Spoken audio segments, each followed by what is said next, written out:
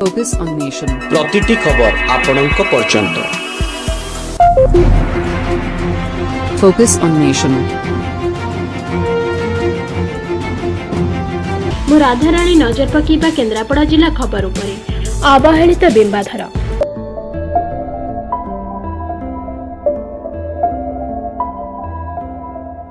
सारा भारत वर्ष को साइकेल रे बुलिथिबा बिंबाधर आज अवहेलित।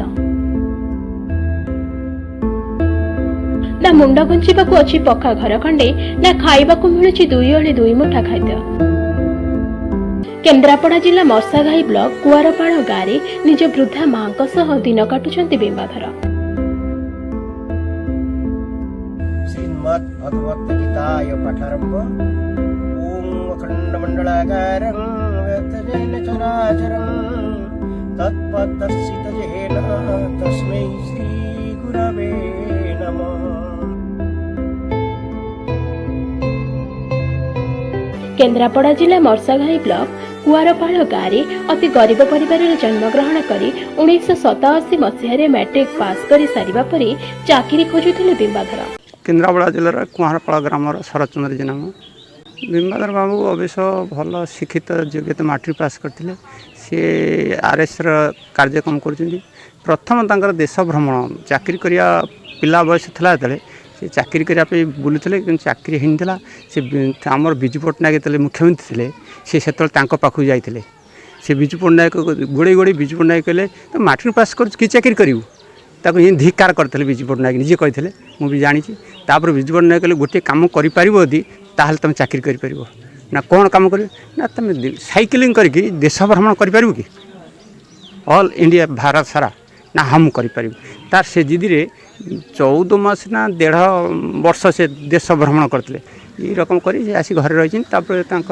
कार्यक्रम बर्तमान आरएस काम केन्द्रापड़ा जिलार दायित्व नहीं जहाँ से सबुदिन कर बर्तमान घर परिस्थिति भल ना बुढ़ी माटी अच्छी सी घर पड़ना सरकार किसी कौन साहय दे पारना आप देखुं झुंपुरी घरटी अच्छी सी माँ एवं से रोचे ये देश कम कर 60-65 वर्ष है।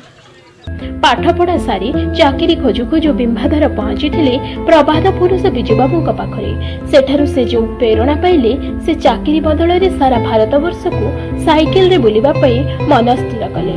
मो ना मनमोहन साहू ग्राम आठवाटिया।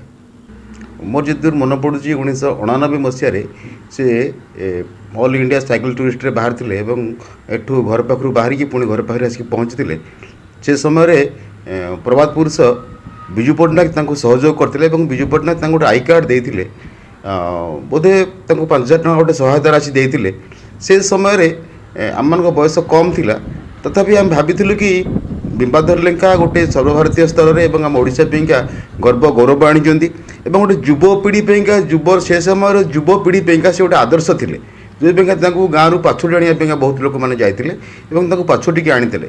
मात्र दुख एवं परितापर विषय यह कि जमती सब जिलार जो माने खेल रे जो माने भल कर जो माने क्रिकेट रे भल कर जो माने अलग सब लाइन में भल कर जमती जमती प्रोत्साहन राशि दिया होची से प्रकार बिंबा भाई के प्रति सेमती आज पर्यंत सरकार किसी शुणिले ना ना सरकार किसी कहले ना से आज पर्यंत जो दुर्दिन रे थिले एबे भी से दुर्दिन रे अछंती। तो मुझे आशा करी सरकार ठार स्थानीय प्रशासन पाखु जी ये दुर्दिन में गोटे छोटिया बखरा चाल घरटे अच्छी से बुढ़ी माँ को लेकिन रोच बहुत आर्थिक अनाटन भितर से रोच। मु आशा करी प्रशासन हो कि जिला स्तर में हो कि राज्य स्तर में हो प्रशासनिक अधिकारी मानिक हो कि प्रशासन कल हो प्रति टी जत्नवान हुए और रक्षणाबेक्षण सामान्य दायित्व रुहते आम अंचलवासी तरफ आम जो मैंने जो युवक मैंने थे आम खुशी हूँ जहाँ हो सरकार प्रति किसी सहानुभूति देखले द्वारा से किसी उपकृत हेले। बापा गोकुल चरण लेंका एवं माँ पागेली लेंका एकमात्र पुओ बिंबाधर 1989 मसीहा जुलाई मास 21 तारिख में कुआरपाड़ गाँव साइकेल रे भारत भ्रमण पर बाहरिले। सेतेबेले एही अंचल रे अनेक वरिष्ठ एवं बुद्धिजीवी बिंबाधर को विदाय देइथिले। विभिन्न राज्य रे बुलाबुली करी 1990 मसीहा जुलाई 10 तारिख में फेरी बिंबाधर। ओडिशा राज्य तथा केन्द्रापड़ा जिलार युवपीढ़ी पर बिंबाधर साजिथिले आदर्श। मो ना ज्योतिरंजन दास घर कुआरपाड़ बापा ना हूँ कैलाचंद दास ଆଉ ସେ ବି ହାଇସ୍କୁଲ ଏମଇ ସ୍କୁଲର ରିଟାୟାର୍ଡ ହେଡ଼ମାଷ୍ଟର। ବିମ୍ବାଧର ଭାଇ ଆମର ମୁଁ ତାଙ୍କ ସହିତ ପ୍ରାୟ ବହୁତ ଦିନ ଧରି ସାଙ୍ଗ ହୋଇ ଆସୁଛି, ତାଙ୍କ ସହିତ ମିଳାମିଶା କରି ଆସୁଛି। ସେ ମାନେ ଭାରତ ଭ୍ରମଣ କରିଛନ୍ତି, ମାନେ ଗୋଟେ ଆମ ଗାଁର ଗୋଟେ ଗୌରବ ବୋଲି କହିଲେ ଅତ୍ୟୁକ୍ତି ହେବ ନାହିଁ। ତେଣୁ ସିଏ ଏଇଭଳି ଗଣ୍ଡି ପରିସ୍ଥିତିରେ ଅଛନ୍ତି, ଯାହାକି ଅତି ଦୟନୀୟ ପରିସ୍ଥିତି। ଘର ଗୋଟେ ମାଟି ଘର ଭାଙ୍ଗିଗଲାଣି, ଆଉ ସେଥିରେ ସେ ବର୍ଷା ହେଲେ ପାଣି ହେଇଯାଉଛି, ଆଉ ସେ କାରବାର ହେବା ପାଇଁ ଅସୁବିଧା ହେଉଛି, ଚଳିବା ପାଇଁ ଅସୁବିଧା ହେଉଛି। ତେଣୁ ସରକାର ତରଫରୁ ତାଙ୍କ ପ୍ରତି କିଛି ପଦକ୍ଷେପ ନେଲେ ଭଲ ହୁଅନ୍ତା। କିଛି ନୂଆ କରି ଦେଖେଇବାର ପ୍ରେରଣା ତାଙ୍କୁ ଭାରତବର୍ଷ ବୁଲିବାକୁ ଖୋରାକ ଯୋଗାଇଥିଲା। ଆଜି ପର୍ଯ୍ୟନ୍ତ ସେ ଗାଁ ଗାଁ ବୁଲି ପିଲାମାନଙ୍କୁ ଦେଶଭକ୍ତିର କଥା ଶୁଣାନ୍ତି। ବର୍ତ୍ତମାନ ସେ 60 ବର୍ଷରେ ପଦାର୍ପଣ କଲେଣି, ମାତ୍ର ଆଜି ବି ତାଙ୍କ ମୁଣ୍ଡ ଉପରେ ଛାତଟିଏ ବି ନାହିଁ। ଯେଉଁ ଚାଳ ଘର ଖଣ୍ଡେ ଅଛି, ଛପର ନ ହେବାରୁ ବର୍ଷାରେ ପାଣି ଗଳୁଛି ଏବଂ ଘରର କାନ୍ଥ ଅଧାଅଧି ଭୁଷୁଡ଼ି ଗଲାଣି। ଏଭଳି ଜଣେ ବ୍ୟକ୍ତିତ୍ୱ ପାଇଁ ପ୍ରଶାସନ ପକ୍ଷରୁ ସହଯୋଗର ହାତ ବଢ଼ାଇବାର ଆବଶ୍ୟକତା ରହିଛି। ମୁଁ ଶ୍ରୀ ପ୍ରେମାନନ୍ଦ ନାୟକ, ଅବସରରତ ଶିକ୍ଷକ। ବିମ୍ବାଧର ଲେଙ୍କା ହେଉଛି ମୋର ପଡ଼ୋଶ ଏବଂ ମୋର ଛାତ୍ର ଥିଲେ। ସେ ଛାତ୍ର ଜୀବନରେ ଖୁବ୍ ଭଲ ପିଲା ଥିଲେ, ସରଳ ନିଷ୍କପଟ ଥିଲେ।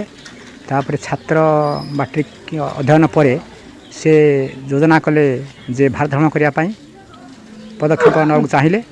ସେ ବି 1999 ମସିହାରେ ସାରା ଭାରତ ଭ୍ରମଣ କରିଥିଲେ।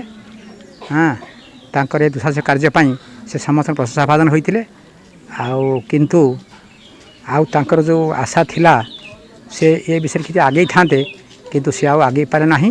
ଏବେ ସେ ବହୁତ ଦୁର୍ଦିନ ଅବସ୍ଥାରେ ଅଛନ୍ତି, ଅସହାୟ ଅବସ୍ଥାରେ ଅଛନ୍ତି। ତାଙ୍କର ବିଧବା ମା ଅଛନ୍ତି, ଆଉ ତାଙ୍କର ଆର୍ଥିକ ଅବସ୍ଥା ବର୍ତ୍ତମାନ ଅତ୍ୟନ୍ତ ଶୋଚନୀୟ। ତାଙ୍କୁ ସରକାରୀ ସହାୟତା ମିଳିଲେ ଏ ଯେଉଁ ଉପକୃତ ହୁଅନ୍ତେ।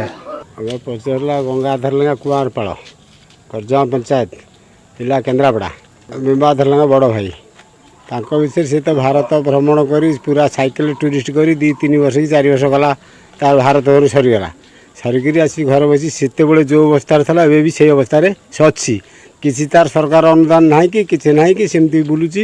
ଖାଇବା ପିଇବା ସେ ତାର ଯାଉଛି ଯୁଆଡ଼େ ସଞ୍ଜ ଉଡ଼ାଉଛି, କୋଉଠୁ ଗଣ୍ଡା ଖାଉଛି, ମାଟି ଅନ୍ନ ଘଟି ଏଇଠି ପଡ଼ିଶୀ ପାଖରେ ଖାଉଛି। ତାର ସେଇ ସାଇକେଲ ଟୁରିଷ୍ଟରେ ପୁରା ଭାରତ ଭ୍ରମଣ କରିସାରିଲା ପରେ ଯାହା ଅବସ୍ଥା ଏବେ ବି ସେଇଆ। ନାଇଁ ପିଲାପିଲି କିଛି ନାହିଁ, ଖାଲି ମା ପୁଅ। ଏଭଳି ପରିସ୍ଥିତିରେ ପ୍ରଶାସନ ଅବା ସରକାର ଯଦି ବିମ୍ବାଧର ବାବୁଙ୍କ ପ୍ରତି ସହଯୋଗର ହାତ ବଢ଼ାଇଥାନ୍ତେ ତାହେଲେ ଉଚିତ ହୁଅନ୍ତା ବୋଲି ମନେ କରାଯାଏ। ମୋ ନାଁ ହେଉଛି ବିମ୍ବାଧର ଲେଙ୍କା, କେନ୍ଦ୍ରାପଡ଼ା ଜିଲ୍ଲା ମାର୍ସାଇ ବ୍ଲକ କୁଆଁରପାଳ ଗ୍ରାମରେ ମୋର ଘର। ବିମ୍ବାଧର ବାବୁ କହିବେ ଆପଣ ବର୍ତ୍ତମାନ ଚଳୁଛନ୍ତି କେମିତି? ମୁଁ ବର୍ତ୍ତମାନ ସେମିତି କେଉଁଠି ବୁଲାବୁଲି କରି ମାଗି ଯାଉଛି, ଏମିତି ଚଳିବା କଥା। ବର୍ତ୍ତମାନ ସାହାଯ୍ୟ ସହାନୁଭୂତିରେ ଚଳୁଛି। ମୋର ଆର୍ଥିକ ସ୍ୱଚ୍ଛଳ କିଛି ନାହିଁ, ଆଉ ନାହିଁ ଜମିବାଡ଼ି, ଆଉ ବର୍ତ୍ତମାନ ମୋର ଘର ବି ନାହିଁ। ଆଉ ଘର ସମସ୍ୟା ଏକ ପ୍ରୋବ୍ଲେମ୍, ମୁଣ୍ଡ ଗୁଞ୍ଜିବାକୁ ମୋର ଜାଗା ନାହିଁ। ଆଉ ଯାହାକି ଗୋଟେ ପତ୍ର କୁଡ଼ିଆ ସଦୃଶ ବର୍ତ୍ତମାନ ବଞ୍ଚିଛି। ଆଉ ମୋତେ ଖଣ୍ଡେ ଗୋଟିଏ ଘରେ ମୋତେ ମୁଣ୍ଡ ଗୁଞ୍ଜିବା ପାଇଁ ଖଣ୍ଡେ ମୋର ଘରର ଆବଶ୍ୟକତା ଅଛି, ଏବଂ ବଞ୍ଚିବା ପାଇଁ ମୋତେ କିଛି ଖୋରାକ କିଛି ଅଛି। ମୁଁ ବର୍ତ୍ତମାନ ଯେଉଁ ବିଜୁ ବାବୁଙ୍କ ସ୍ୱପ୍ନକୁ ସାକାର କରିବା ପାଇଁ ଯେଉଁ ପ୍ରେରଣା ଦେଇଥିଲେ, ମୁଁ ସାଇକେଲରେ ଭାରତ ଭ୍ରମଣ କରିବାକୁ ମୁଁ ବୁଲିକିରି ଆସିଲି। ମୋର ପ୍ରବଳ ଇଚ୍ଛା ଶକ୍ତି ଥିଲା, ବୁଲି ଆସିଲି। କିନ୍ତୁ ମୋର ଏତିକି କହିବାର କଥା ଯେ ସମାଜରେ ବର୍ତ୍ତମାନ ଯେଉଁ ଦୁର୍ନୀତି, ଭ୍ରଷ୍ଟାଚାର, ପ୍ରିୟାପ୍ରୀତି ଦୂଷଣ ଚାଲିଛି, ସେଟା କେମିତି ବିଲୋପ ହେଉ। ବର୍ତ୍ତମାନ ସରକାରୀ ସହାୟତା ଆପଣ ପାଖରେ କିଛି ପହଞ୍ଚିନି? ଗୋଟିଏ ପଇସା ବି ଏପର୍ଯ୍ୟନ୍ତ ମୋତେ କିଛି ଆସିନି। ମାନେ ପରିଣତ ବୟସରେ ବର୍ତ୍ତମାନ ମୁଁ ଗତି କରୁଛି। Age already going to B 60 years, 60 ବର୍ଷ ମାନେ ଯାଇ 63 ହେଲାଣି, 63 ବର୍ଷ ହେଲାଣି। କିନ୍ତୁ ଏପର୍ଯ୍ୟନ୍ତ ମୋର ଭତ୍ତା କିନ୍ତୁ ସରକାରୀ ପାଇନି, କି ଗୋଟିଏ ଘର କରିବା ପାଇଁ ବି କିଛି ପାଇନି, ସରକାର କିଛି ସାହାଯ୍ୟ ପାଇନି। ଯେଉଁ ସମଗ୍ର ଭାରତବର୍ଷକୁ ସାଇକେଲରେ ଗୋଟିଏ ବର୍ଷ ପରିଭ୍ରମଣ କରାଇଲି, ଏମାନଙ୍କର ପ୍ରୋତ୍ସାହନର ଅଭାବ, ଯାହାକି ମୋତେ ଏପର୍ଯ୍ୟନ୍ତ ଫିଡ଼ିଂ ଟିକେ ମିଳୁନି, ସାହାଯ୍ୟ ସହାନୁଭୂତି ମିଳୁନି। ତେଣୁ ନିଜକୁ ନିଜେ ସେମିତି ରହିଛି। ଯେଉଁଠି ଖଣ୍ଡେ ଚାକିରି ଟିକେ କରିଥିଲି, ସେ ଦୁର୍ନୀତିଖୋର ଅଫିସର ମାନେ ସବୁ ଦୁର୍ନୀତି କଲେ, ସେଠୁ ବାଧ୍ୟ ହେଇକି ପଳାୟନ ପନ୍ଥୀ ହେଇ ପଳାଇ ଆସିଲି। ତେଣୁ ମୁଁ ଏଥିପାଇଁ ସରକାରଙ୍କ ପାଖରେ ବିନମ୍ର ନିବେଦନ ଯେ କି ସେମାନେ ଯେମିତି ମୋର ଗୋଟିଏ ବାସସ୍ଥାନ ଗୋଟିଏ ଦେବେ, ଆଉ ବଞ୍ଚିବା ପାଇଁ ମୋତେ ଟିକେ ବ୍ୟବସ୍ଥା କରିବେ। କେନ୍ଦ୍ରାପଡ଼ା ଜିଲ୍ଲା ସ୍ୱତନ୍ତ୍ର ପ୍ରତିନିଧି ପ୍ରବେଶ ମହାପାତ୍ରଙ୍କ report, focus on nation news. Thanks for watching. Please subscribe our channel, click on bell icon to get latest updates, and don't forget to like, comment and share.